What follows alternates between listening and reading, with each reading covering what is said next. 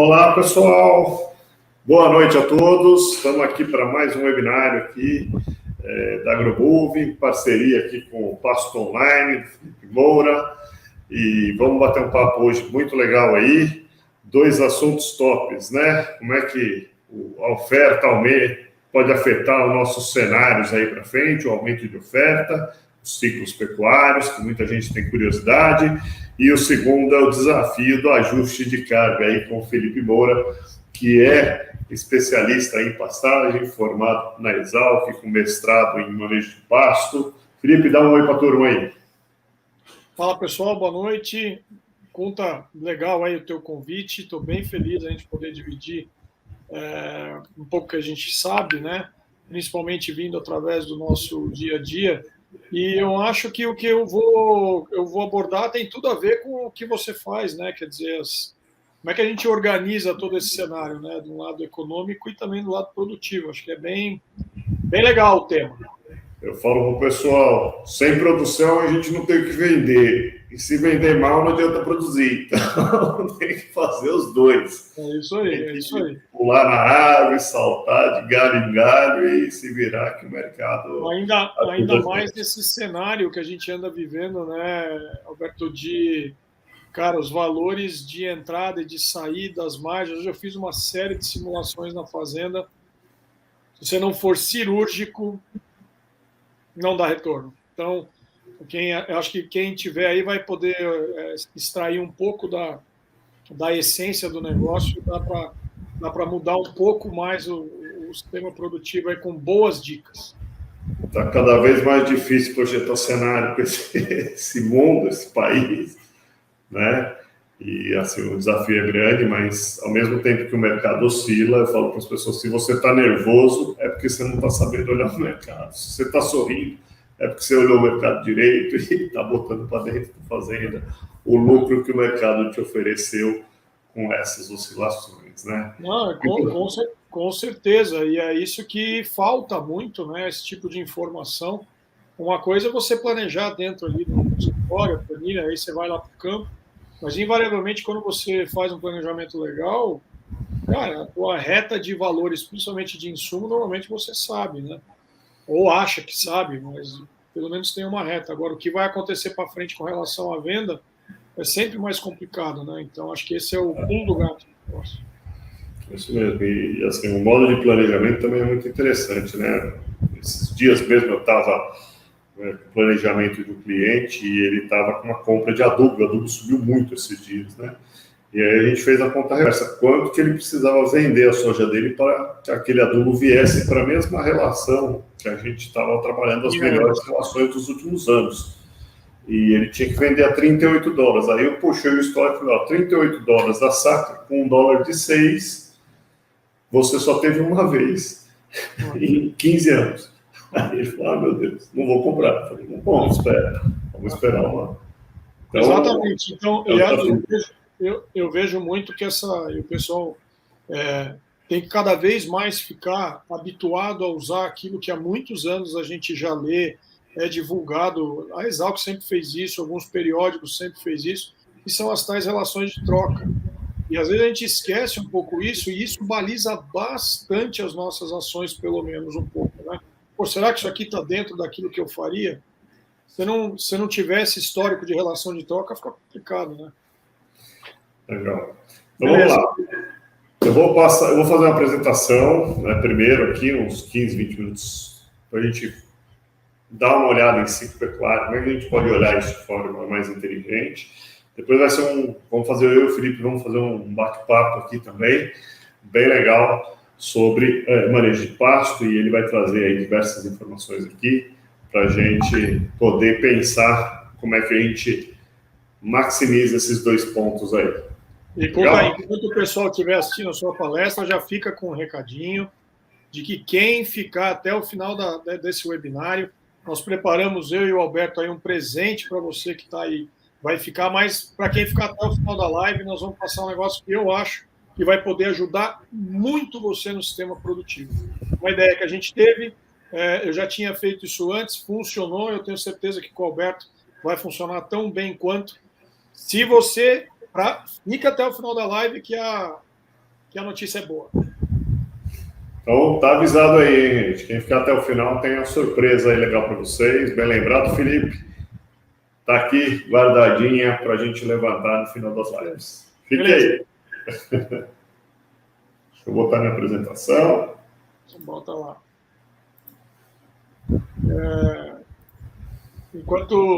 Enquanto isso, o que você coloca, Alberto, eu fiz uma simulação do cloreto de potássio a R$5.000. Aí o pessoal está entregando pedrinha brita pintada com pó xadrez. Bacana, né? Como é que é? Tá, o pessoal começou a vender pedra brita pequenininha, moída com pó xadrez pintado como cloreto de potássio. Mas vamos lá. Vamos trabalhar. Está valendo ouro, né? Outro dia pegaram um cara aqui roubando picanha no supermercado para vender no paralelo. Eu falei, nossa, tá valendo ouro. É isso aí. Bora lá. Vamos lá.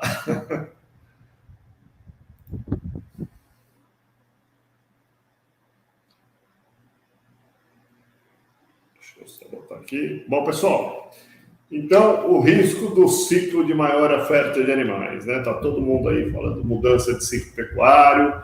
Como é que a gente pode olhar isso de uma forma mais inteligente, atrelar isso às nossas estratégias de empresa e lucrarmos com essas mudanças de ciclo, né? Nós aproveitarmos essas mudanças aí.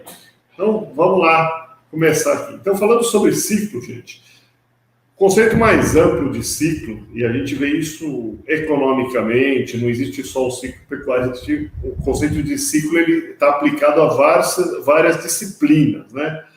E a gente vê em economia, por exemplo, questões dos ciclos hegemônicos, que são os ciclos de crises e de hegemonias, onde há um período longo de crescimento e um de crise forte, onde há guerras e fatores muito graves. Dentro desses ciclos existem outros aí que são menores, que a gente chama de contrativo, né? Vamos ver o que é isso daqui. Os ciclos hegemônicos a gente cita como ciclos de longo prazo, que basicamente eles são de hegemonia, ou seja, de desenvolvimento, depois que você passa por um grande período de transição, uma guerra que traz grandes prejuízos, e ela é uma disputa porque faltou algo, então entra-se em guerra, né? E aí, após esse período de guerra, entra-se um período de hegemonia para o desenvolvimento, né? Então, a conquista de espaço, a mudança de espaços, e você tem essas conquistas. Então, teve lá atrás, de hegemonia, o período de Genova e Habsburgo, né? Mais ou menos eles duram em torno de 100 anos, então você vê aqui, foi um período longo de crescimento, depois uma guerra de transição, a guerra dos 30 anos. Normalmente, essas guerras, esses períodos de guerra duram de 20 a 30 anos, né?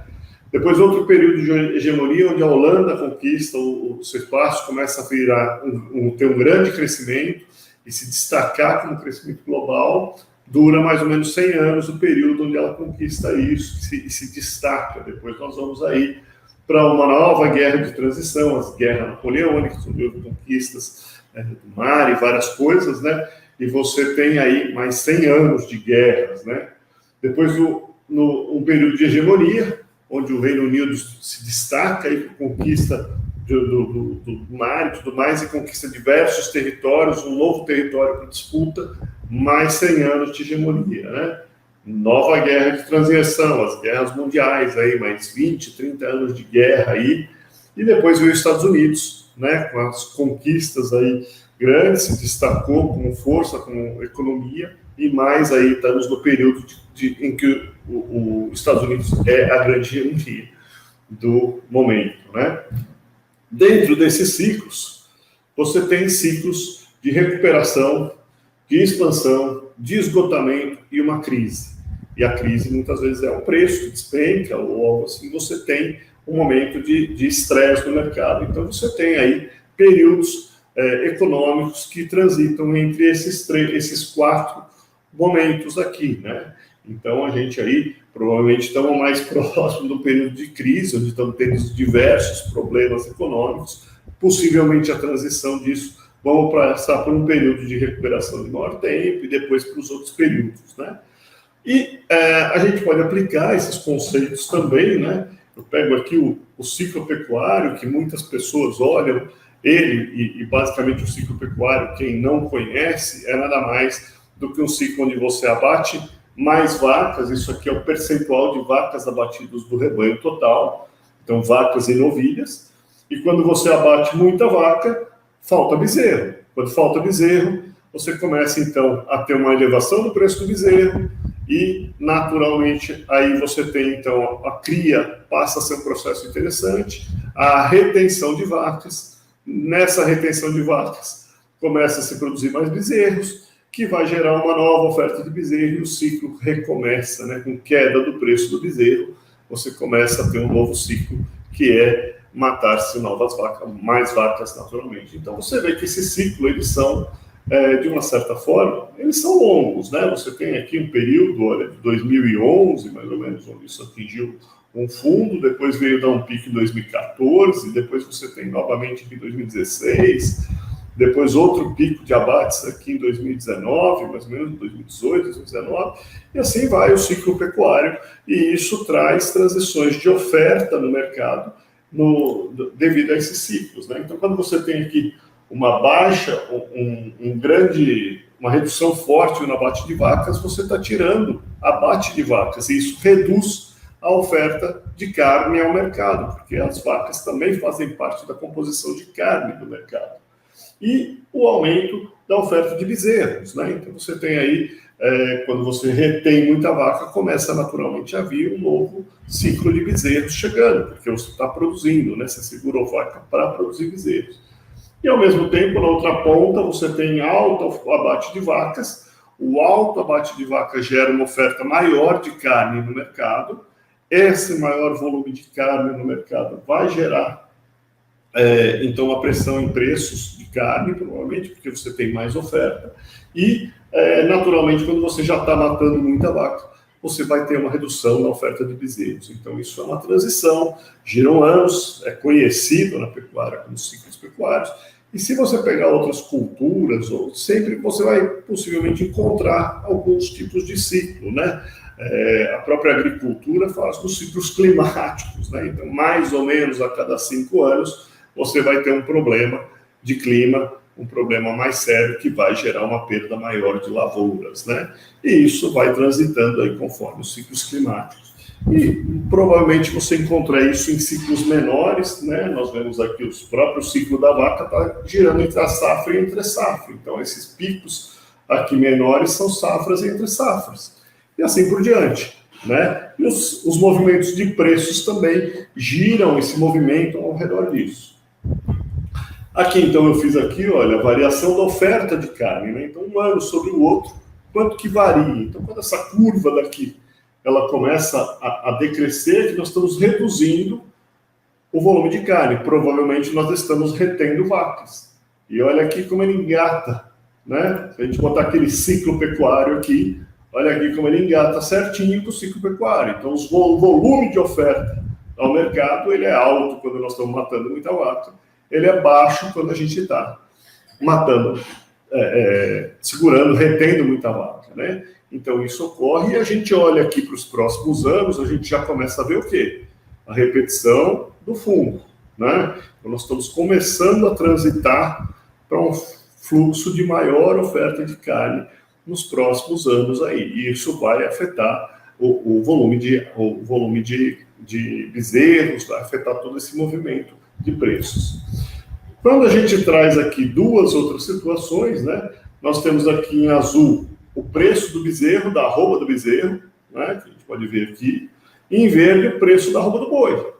Eles também transitam de uma certa forma muito parecidos, né? A gente vê a transição, a gente bota aquele ciclo pecuário aqui, a gente começa a ver então os momentos, né? Então você tem aqui o grande abate de vaca.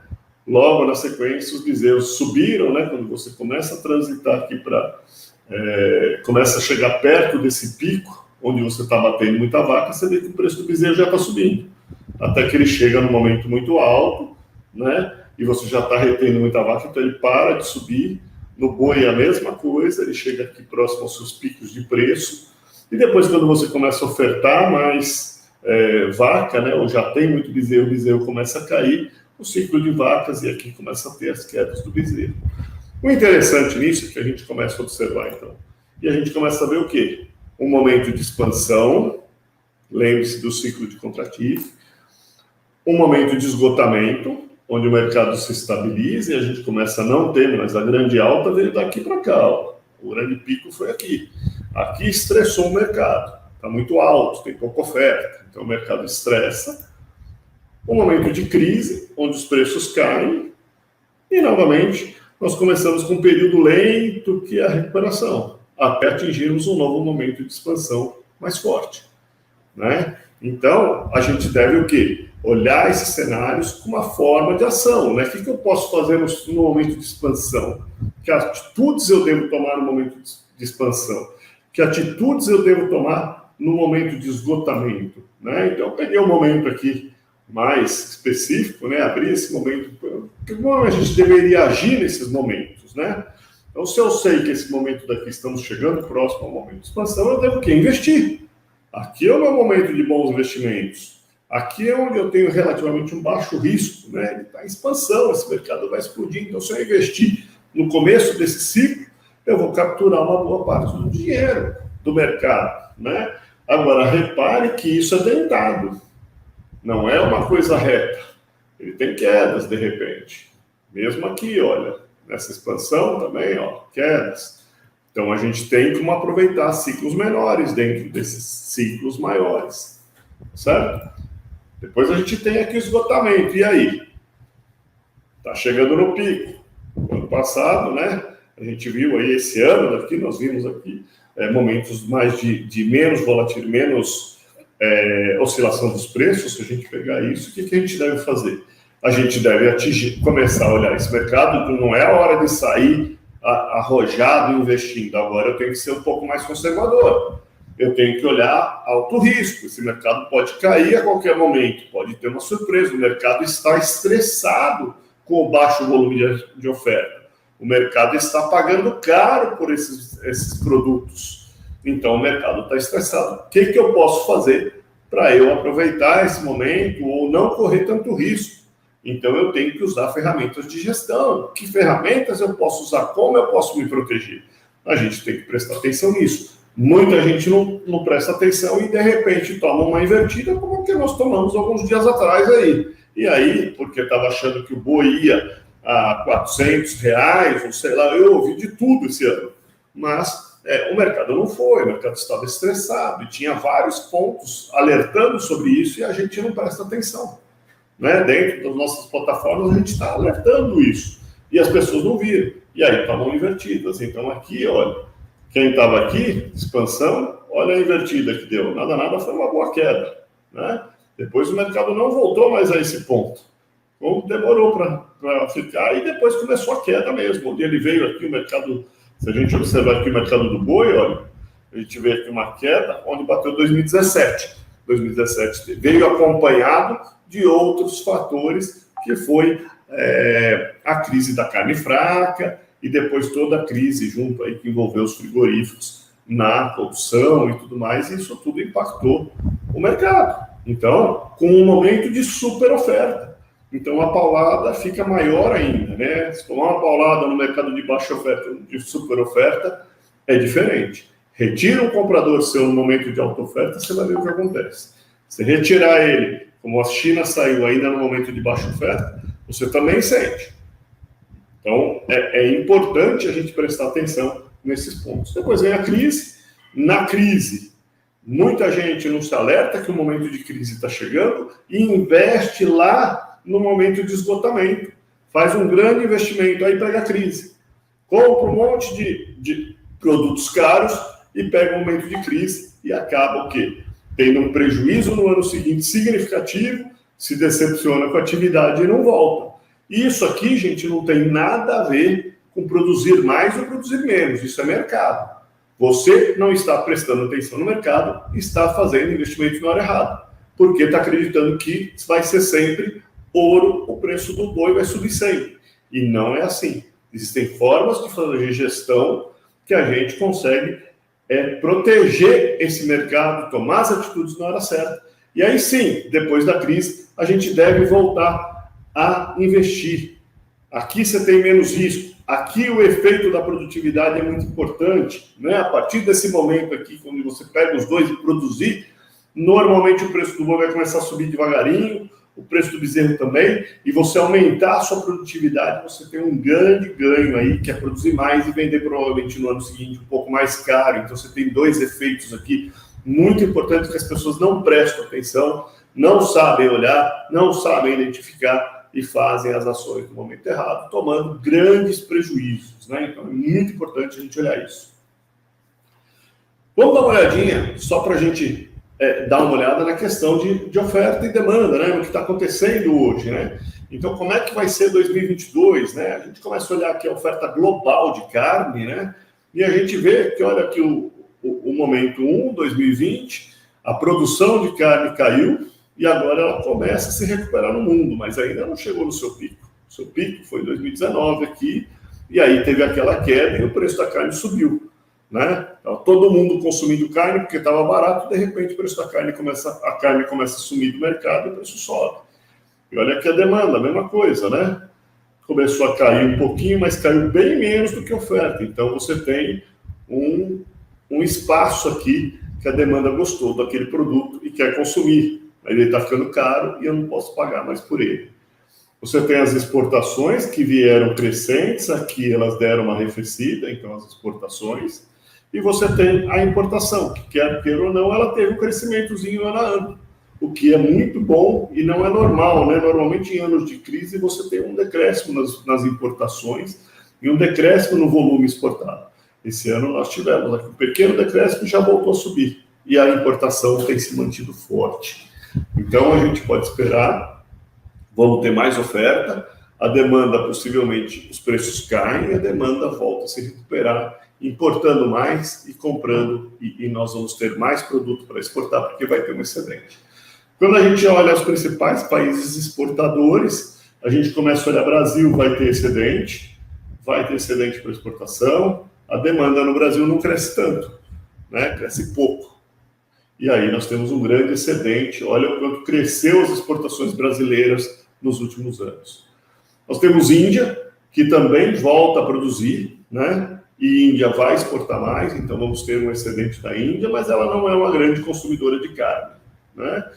Nós temos aqui a Austrália, que passou por um grande período de seca muito forte, seca não, teve uma queimada muito forte lá, com secas e tudo mais, e perdeu o rebanho. Então você vê a redução da produção aqui da Austrália nos últimos 2 anos, e ela começa a se recuperar. A Austrália não é uma consumidora de carne, vocês podem ver que o consumo de carne aqui cai, e ela, portanto, começa a ter excedente exportável, e ela vai brigar pelo mercado com essas pessoas. Outros países, esses são os maiores, né? E aí eu peguei os 6 principais exportadores, né? E a gente começa a olhar aqui. Estados Unidos também tem queda de produção, né? Por questão de ciclo, começa a produzir menos, né? Exporta menos, mas importa igual, né? E ele é o segundo maior importador global. A Argentina também tem queda de produção, com queda de exportação, então oportunidade, né? E o Paraguai também com queda de produção, com queda de exportação, consumo muito baixo. Olha o quanto caiu o consumo no Paraguai. Então, no mix, é aquele gráfico anterior, onde nós vamos ter mais oferta global, um pouquinho mais de consumo global também, e isto deve gerar aí provavelmente alguma pressão de queda de preços globais que estão muito caros. Quando a gente olha pelo lado dos importadores, né? Os 6 maiores importadores, aí vou dar os 7, porque os Estados Unidos eu já falei. Então vem a China, olha o quanto a China cresceu as importações de carne bovina. É significativo o número, né? Então a gente precisa estar aí atualizado, falando, olha, China é essencial estar nesse pacote. Por quê? Todos os outros países, reparem aqui nas barras cinzas, eles não têm tanto crescimento de importação quanto a China. Então você tem aqui Chile, importação similar, Japão, pequena importação, mas ainda não voltou ao seu pico, e aqui outros países que a queda de importação, Hong Kong, Estados Unidos é igual, eu mostrei para vocês, Coreia do Sul tem queda, e Inglaterra, que também é um grande importador, tem queda no seu consumo, na sua importação. Então, no mix, dá aquele gráfico lá, vamos ter um pouquinho, mas você vê que dentre os grandes importadores, a importância da China.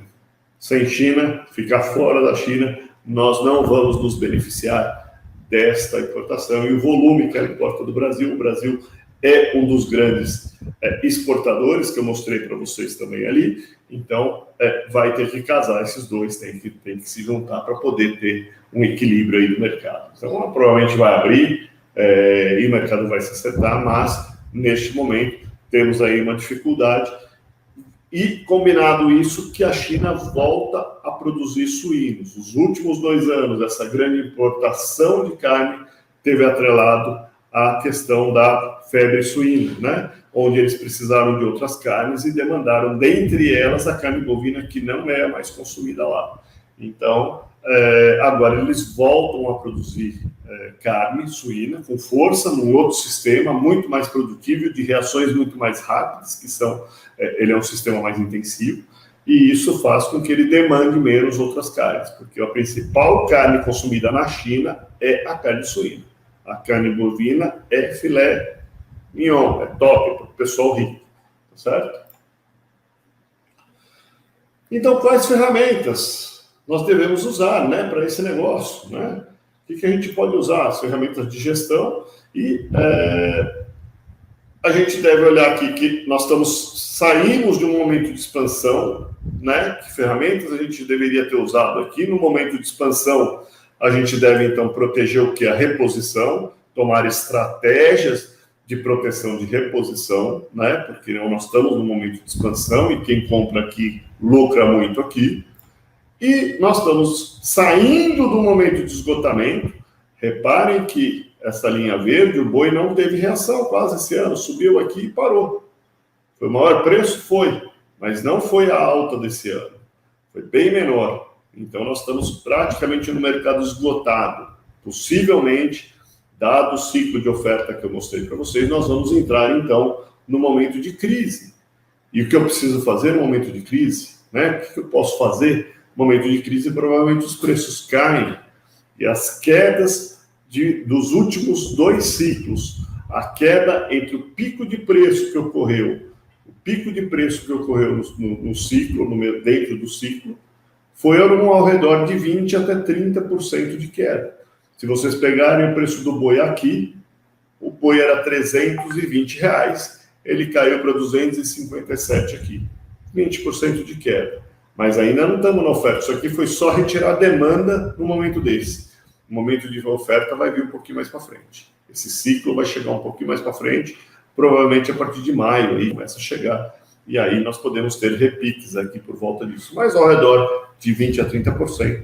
O que eu faço para proteger o meu preço? O que eu posso fazer? Eu devo tomar atitudes de comprar para proteger a reposição ou de venda, né? O que eu preciso fazer? Então, a flexibilidade nas ferramentas de gestão, uma delas é a flexibilidade. O que eu posso fazer com flexibilidade no meu sistema? Existem sistemas que possuem mais culturas, são sistemas de integração lavoura-pecuária, que você pode eventualmente transitar. Eu tenho clientes que já estão totalmente protegidos em 2022 da safra de soja e de milho, com a melhor lucratividade que eles tiveram no último ano, ou seja, estão produzindo mais, vão aumentar a área e vão fazer tudo porque eles conseguiram fazer boas proteções. E no boi, vão entrar provavelmente a voltar a produzir boi só no começo de maio, voltam a comprar e entrar no sistema com mais força. Por enquanto, estamos retidos nessa produção, né? Produzimos esse ano, protegemos e agora estamos retidos. Explorar as fases de produção, cria, recria, engorda. Qual dessas fases você estaria atuando agora? No momento que você tem mais oferta de vacas, está aumentando a oferta de vacas, o preço do bezerro vai cair. Qual dessas fases você montaria uma estratégia? Como é que você protege cada uma das fases? Com que ferramentas, o que você pode fazer para proteger cada uma das fases? E isso tem que ser pensado sistema a sistema. Não dá para falar uma ferramenta que tem que ser pensado sistema a sistema para que a gente possa gerar um sistema de proteção para aquele sistema, né? Então, tem produtores de cria que a gente está protegendo o preço da vaca. Vai descartar mais vaca esse ano, então nós estamos protegendo, montamos estratégias para proteger o preço do bezerro. Então, como é que a gente pode fazer isso? Procurar explorar as oportunidades do mercado. Um mercado em queda, então eu devo explorar o quê? Uma baixa que nem deu aqui, eu podia ter comprado um pouco. Caiu os 20%. Mas lá em cima eu tinha que ter vendido. Naquele momento que estava lá nos 320, eu tinha que ter protegido. Eu estou no momento de esgotamento.